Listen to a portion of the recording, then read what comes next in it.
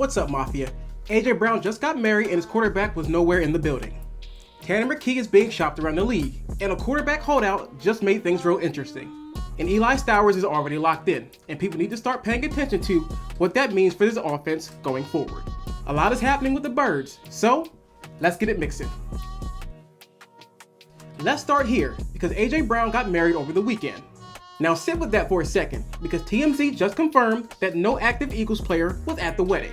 Then the internet does its thing and finds a conflict in the story, because there are photos and you can clearly see Saquon and Jalen's hunt. But we all know about TMZ. They want to be the first to put the story out, not exactly to be accurate. But one thing is true, Jalen Hurts was not in attendance. Hurts is the godfather to AJ Brown's daughter. They've known each other since they were teenagers. Hurts pushed hard to have AJ Brown traded to Philadelphia in 2022. But at Brown's wedding, Jalen Hurts was nowhere to be found. Now to be fair, Lane Johnson got married a few months ago. Hurts wasn't spotted there also, and nobody made a big headline about it.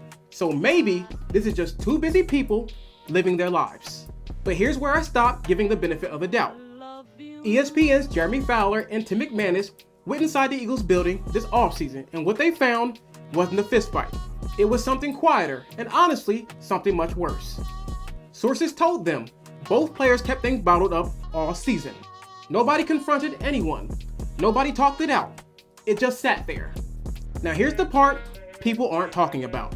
Last year, AJ Brown went on the $1 Million Worth of Game podcast and he said it himself.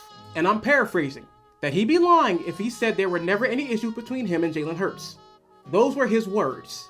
He said they're both two alphas who both want to be the best and demand greatness from everyone around them.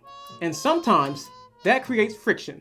I'll be sitting up here lying to tell you that if we never had any issues, like, you know, we two guys, two alphas who wants to be the best and demand greatness from each other and everyone around us. So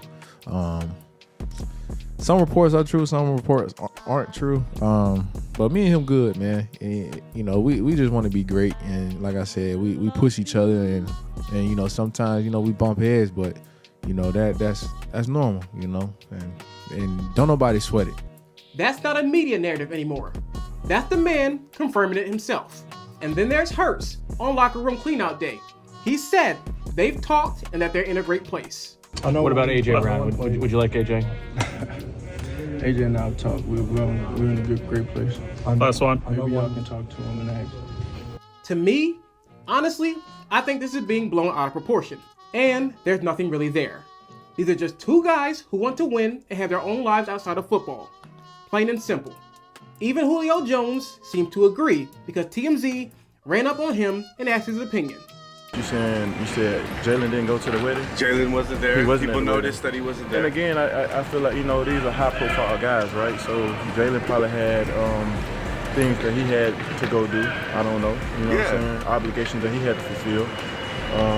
But again, man, it's just, you know, it's always gonna be speculation when you're in the limelight, man. So take the wedding for what it is, just a moment in time. But when AJ Brown is going on podcasts and acknowledging friction, when a breakdown in communication has been confirmed, and when the quarterback misses the wedding of someone he's known since he was in high school, that's a story all media heads are going to take and stretch for what sells. And while all that plays out, Howie Roseman keeps working. Let's talk about Tanner Mekhi. 25 years old, Stanford product, 6th round pick in 2023. One NFL start under his belt last season where he completed 27 of 41 passes for 269 yards and 2 touchdowns against Washington in Week 18. He has the talent and shows real promise.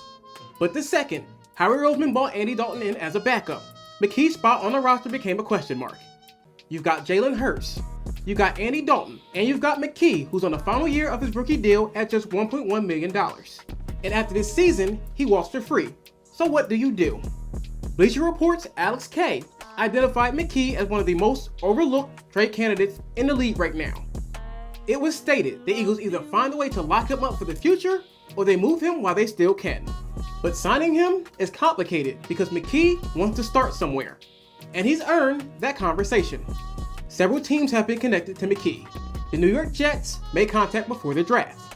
They wanted Mekhi, but walked away when Philadelphia's asking price was a 2nd round draft pick. After the draft, that number almost certainly drops. Then Ian Rappaport reported this week that Cardinals quarterback Jacoby Brissett is skipping voluntary OTAs while pushing his organization for more money. Brissett is a journeyman in this league. Mekhi is young, cheap, and has starting experience. And he gives Arizona exactly what they need: a full season to decide if he's the guy that they want at quarterback. The situation fits perfectly. And at this point, I want a second rounder, but I'll settle for a third. But bottom line, Andy Dalton is set to be the backup now. And Mekhi is the odd man out. And Howie Roseman doesn't let assets walk out the door for nothing. A trade can and will happen. Now, here's a part of the offseason that actually has me locked in. Eli Stowers has signed his 4-year rookie deal. Pick 54 in the second round. And I need you to understand what kind of prospect this is. A Mackey Award winner, the best tight end in college football. Last season at Vanderbilt, he had 62 catches, 679 receiving yards, and 4 touchdowns.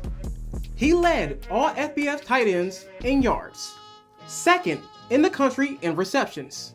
At the Combine, he set tight end records. He's a true weapon at tight end. We all know he transitioned from QB to tight end. When your tight end can read a defense from a quarterback's perspective, that's a different type of chess piece.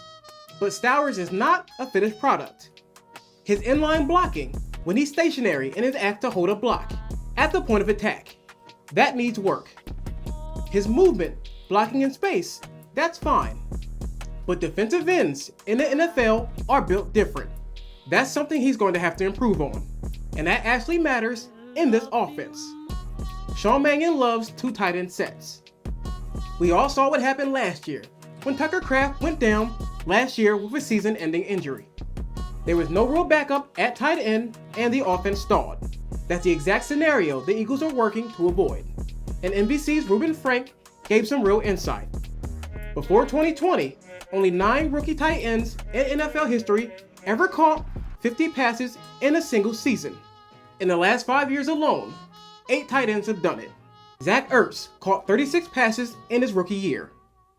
Dallas Goedert caught 33. Stowers comes in behind Dallas Goedert, who signed a 1-year deal this offseason and is almost certainly in his final season in Philadelphia. Stowers is not just a depth piece. He's the next man up at a position that matters for the offense long term. He's the future for Philadelphia at tight end. 7 out of 9 2026 draft picks are now under contract. Only 3rd round tackle Markel Bell is still unsigned. Howie Roseman is already ahead of schedule, and this draft class is already building real excitement. And there's one more name floating around that deserves a straight answer, and that's my guy Mekhi Becton. 6'7", 364 pounds. In 2024, he came to Philadelphia on a 1-year deal, moved from tackle to guard, and became a key piece on an offense that helped Saquon Barkley rush for over 2,000 yards on the way to a Super Bowl title. He allowed 4 sacks all season and posted a 71.2 run block win percentage according to Pro Football Focus. Then he signed a 2-year deal worth $20 million with the Los Angeles Chargers. It did not go the way anyone had hoped. The relationship with the offensive coordinator broke down. He was a healthy scratch for most stretches. Then he got hurt and the Chargers cut him. Now he's a free agent. He's been one for months and no one signed him. And that last part is worth sitting on for a second. Why hasn't anyone signed him? Maybe teams think the talent around him in Philadelphia made him look better than he actually was. That's a fair question, and it doesn't have a clean answer yet. But ESPN's Matt Bowen listed Philadelphia as the best landing spot for Becton this offseason. The reasoning is straightforward. He already knows the system. He already has chemistry. He already proves he can play at a high level in this building. Howie Roseman has facilitated tons of reunions here in Philadelphia. But here's the honest football argument for bringing him back right now. There is no proven backup behind Landon Dickerson. That's the spot on the line with the least amount of depth. If Dickerson goes down this year, this offensive line has big problems. And we all saw what happened last year. If Becton comes in on a cheap 1-year prove-it deal and competes for a starting spot in training camp, that makes sense.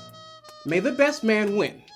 But walking in and expecting him to start, that's not where he is right now. Let training camp decide that. So, here's where we are right now. AJ Brown just got married in California, and Jalen Hurts wasn't there. Tanner Mekhi is a name that's quietly being shopped. Eli Stowers just signed and has real upside. And Mekhi Becton is still out there, unsigned, and is worth looking at for depth. This is not a rebuild, but this is a real transition. The moves happening right now are going to define what this team looks like in September. So the real question I keep coming back to is, when we look at this offseason 6 months from now, are we going to say Howie Roseman got it correct? Tell me what you think in the comment section below. And if you haven't subscribed yet, hit that subscribe button for me. Hit that notification bell. And drop a like if this gave you something to think about.